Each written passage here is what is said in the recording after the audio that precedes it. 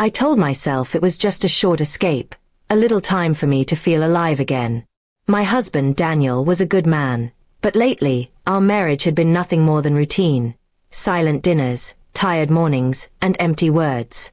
When an old flame, Ryan, reached out and promised me excitement, I gave in. I booked a secret trip with him, pretending to my husband that I was going away with some friends.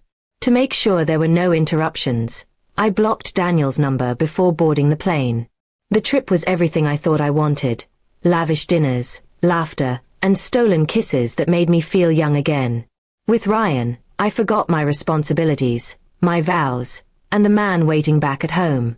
Every night I convinced myself that this was harmless, that when I came back, I'd slip into my normal life, and Daniel would never know. I believed I was clever enough to hide it. But in quiet moments, guilt knocked on my chest. I ignored it by silencing my phone, avoiding even the thought of checking in with my husband. I didn't want to see his messages, his calls, his concern.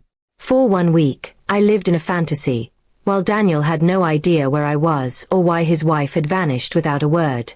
When the trip ended, I felt a strange mix of dread and relief. On the plane back home, I unblocked Daniel's number, expecting to see a flood of missed calls and worried messages. But there was nothing. My stomach tightened, but I told myself maybe he was just giving me space. Maybe he'd scold me later for being unreachable. I walked into our house with a forced smile, ready to pretend everything was normal. But something was off. The place was too quiet. His shoes weren't by the door, his jacket wasn't on the chair, and the scent of his cologne was missing. On the kitchen counter, I found a letter with my name written in his familiar handwriting. My hands trembled as I unfolded it. "Emily," it began, "I don't know where you went or why you shut me out, but your silence told me everything I needed to know.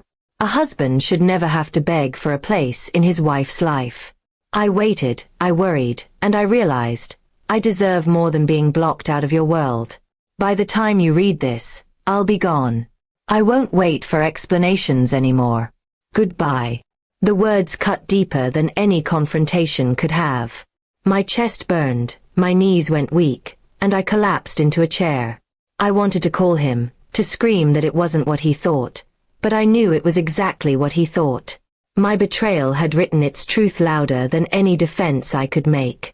Days turned into weeks, and there was no sign of Daniel. He didn't answer my calls, my messages, or the letters I mailed to his parents' house. It was as though he had erased me from his life completely, leaving me to sit in the silence of the home we once shared. I had traded loyalty for temporary excitement, and the cost was permanent. Ryan tried to contact me afterward, but I ignored him.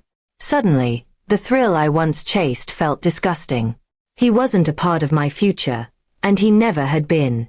All I wanted now was Daniel back, but the more time passed, the clearer it became that he wasn't coming. He had finally chosen himself over me. I remembered the little things I used to take for granted.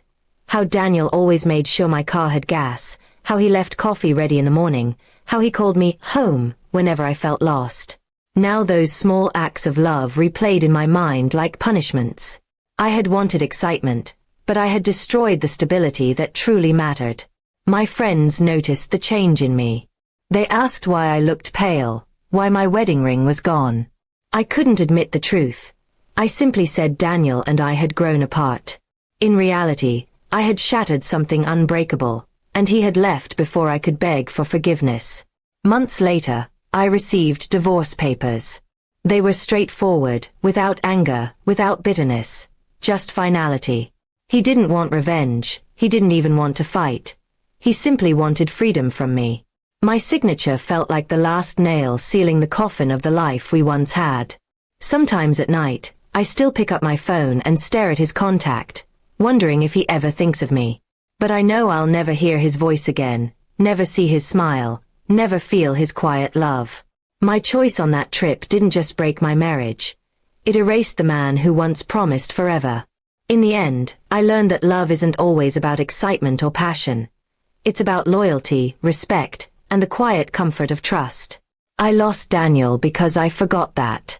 And though the world goes on, my heart remains haunted by the memory of a husband I blocked out, only to realize too late that he had blocked me out forever.